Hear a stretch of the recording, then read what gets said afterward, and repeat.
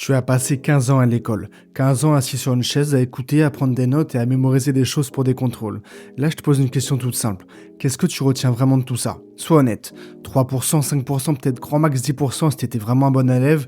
Le reste, c'est complètement évaporé comme si ça avait jamais existé. Et pendant ce temps, tu regardes ce mec sur Insta. Il a appris l'anglais en 6 mois, il code des applications, il joue du piano, il a monté son business à 22 ans.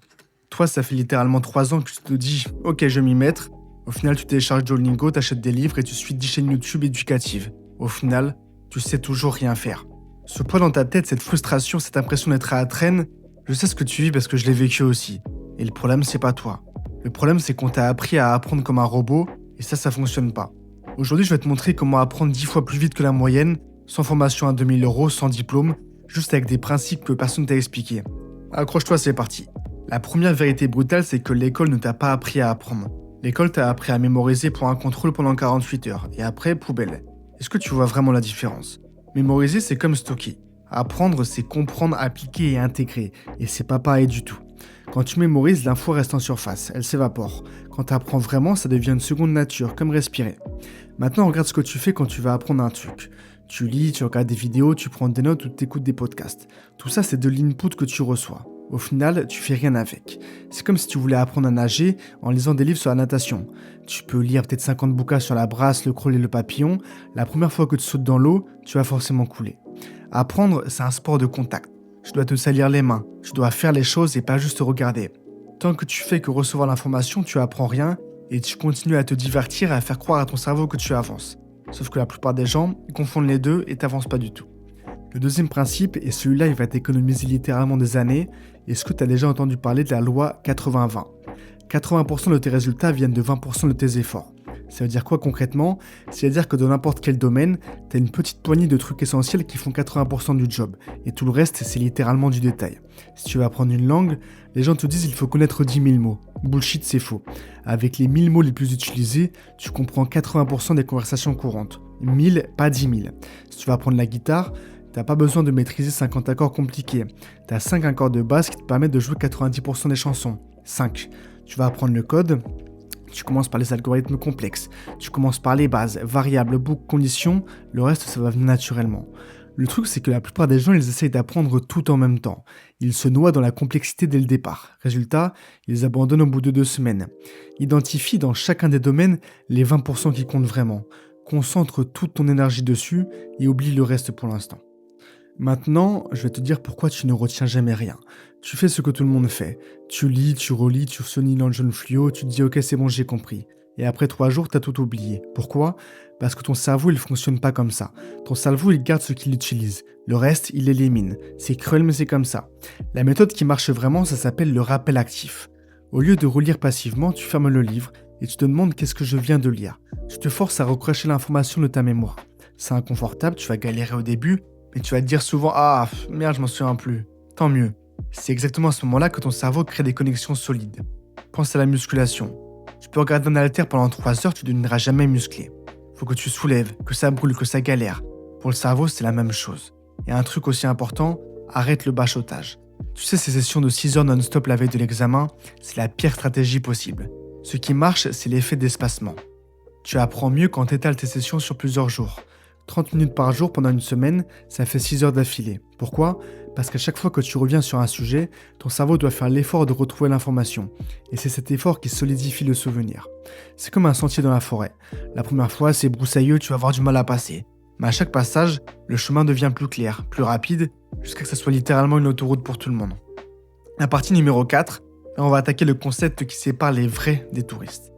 La pratique délibérée. C'est quoi? C'est faire ce qui te fait galérer le plus. La plupart des gens, quand ils s'entraînent, ils répètent ce qu'ils savent déjà faire. Tu vas apprendre à dessiner, tu redessines le même perso d'animé 50 fois parce que tu es hyper à l'aise avec. Mais les mains, les visages de 3/4, la perspective, tu les évites parce que c'est compliqué. Et ça, c'est ton erreur fatale. Tu progresses pas dans ce que tu maîtrises, tu progresses dans ce qui te fait souffrir. Si tu veux devenir bon, tu dois identifier tes points faibles et te concentrer dessus, volontairement tous les jours. C'est inconfortable, tu vas avoir du mal, c'est même peut-être un petit peu humiliant parfois, mais c'est exactement pour ça que personne ne le fait. C'est exactement pour ça que tu vas progresser 10 fois plus vite que les autres. Une autre méthode, et c'est ma préférée, elle marche tout le temps, enseigne ce que tu apprends. Mais Claude, je maîtrise pas encore, comment je peux enseigner ça? C'est justement le but. Quand tu essaies d'expliquer expliquer un truc à quelqu'un, tu te rends compte des trous dans ta connaissance et tu vois exactement là où tu galères. T'es pas obligé de trouver un élève, allume la caméra de ton téléphone et imagine que tu vas poster ça sur YouTube et explique. Au début, tu vas parler chinois, tu vas bafouiller, tu vas te bloquer. Mais tu vas te rendre compte que tu n'avais pas vraiment compris. Et c'est là que la vraie compréhension commence. Comme on dit, tu connais vraiment un truc quand tu peux l'expliquer à un gamin de 5 ans. Maintenant, allons d'une chose que personne te dit. Apprendre, ça doit pas être chiant. Si t'aimes pas, tu vas abandonner, point final. C'est pas une question de discipline, c'est de la biologie pure. Ton cerveau, il marche littéralement à la dopamine. Cette petite molécule qui te donne le plaisir à chaque fois. Chaque fois que tu réussis un truc, même un petit truc, ton cerveau, il te remercie. Il dit vas-y, recommence. Donc, transforme ton apprentissage en un jeu. Fixe-toi des micro-objectifs et récompense-toi quand tu les atteins. Compte tes jours de suite, compare-toi à toi-même de la semaine dernière, et ça va aller. Si tu vas apprendre l'espagnol, mets-toi des défis. Aujourd'hui, je commande mon café en espagnol. Petit objectif, petite victoire, dopamine.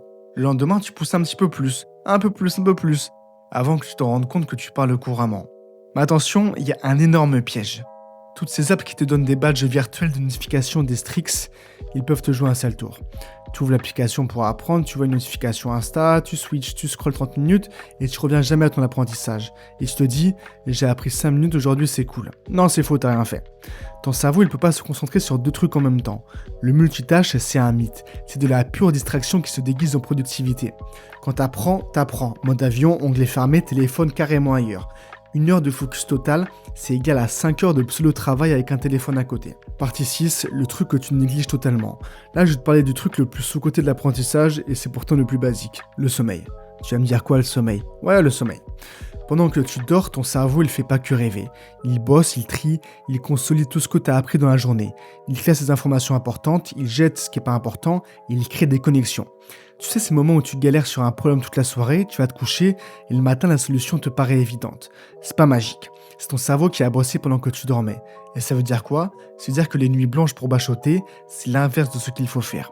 Tu sabotes littéralement tout ton travail. Tu peux apprendre 8 heures, si tu dors pas, tu as appris 30% maximum. Pareil, pour les pauses pendant les sessions. Ton cerveau, c'est un muscle, il a besoin de récupérer, sinon il sature. Travail intense, repose-toi intensément, dors comme un mort. C'est dans le repos que ton apprentissage se grave vraiment. Et la partie 7, la dernière pièce du puzzle, et c'est peut-être le plus important, c'est ton mindset. Si dans ta tête tu te dis je suis nul en maths, je suis pas doué pour la langue ou j'ai pas la mémoire pour ça, tu vas galérer et tu n'y arriveras pas. Tu vas confirmer ta croyance alors tu vas abandonner et c'est mathématique. Il y a un mot magique qui change absolument tout, c'est le mot encore. Au lieu de dire j'y arrive pas, dis-toi j'y arrive pas encore. Ça paraît débile mais c'est hyper puissant. Parce que j'y arrive pas, c'est définitif. C'est une condamnation, ton cerveau capte le message et il s'éteint. J'y arrive pas encore, c'est temporaire. C'est juste une étape, ton cerveau capte autre chose, ok, on n'y est pas encore mais on va réussir par la suite. C'est ce qu'on appelle le mindset de croissance. La conviction que tu es capable de t'améliorer avec l'effort. Et au final, c'est peut-être ça le secret ultime. Profite du processus. Apprendre, c'est pas juste pour acquérir une compétence, c'est pour devenir une meilleure version de toi-même. Chaque truc que tu réapprends, ça se transforme. Ça change ta façon de penser, ça élargit ton monde. Les gens qui apprennent vite, c'est pas qu'ils sont plus intelligents, c'est qu'ils kiffent le voyage, pas juste la destination. Maintenant, récapitulons. Apprends en faisant, pas en regardant, sors de la passivité. Concentre-toi toujours sur les 20% qui comptent, ignore le reste. Teste-toi, force ton cerveau à galérer, c'est là qu'il devient fort. Étale tes sessions, le bachotage c'est inutile. Travaille tes points faibles, pas que tes points forts. Enseigne ce que tu apprends même si tu maîtrises pas. Joue, rends ça fun sinon t'arrêteras au bout d'une semaine. Coupe les distractions une chose à la fois. Dors sérieusement, dors bien. Adopte le mot encore change littéralement ta vie et ta conception. Tu sais, ce qui sépare ceux qui apprennent vite de ceux qui galèrent, c'est pas le talent, c'est pas l'intelligence, c'est pas le QI, mais c'est simplement la méthode. Maintenant que t'as la méthode, t'as plus aucune excuse. Choisis un truc, un seul et applique tout ce que tu viens d'entendre. Dans 6 mois, tu vas être littéralement méconnaissable et tu te demanderas comment t'as pu perdre autant d'années à apprendre comme un robot. Maintenant, à toi de jouer. Courage mon frère, ciao.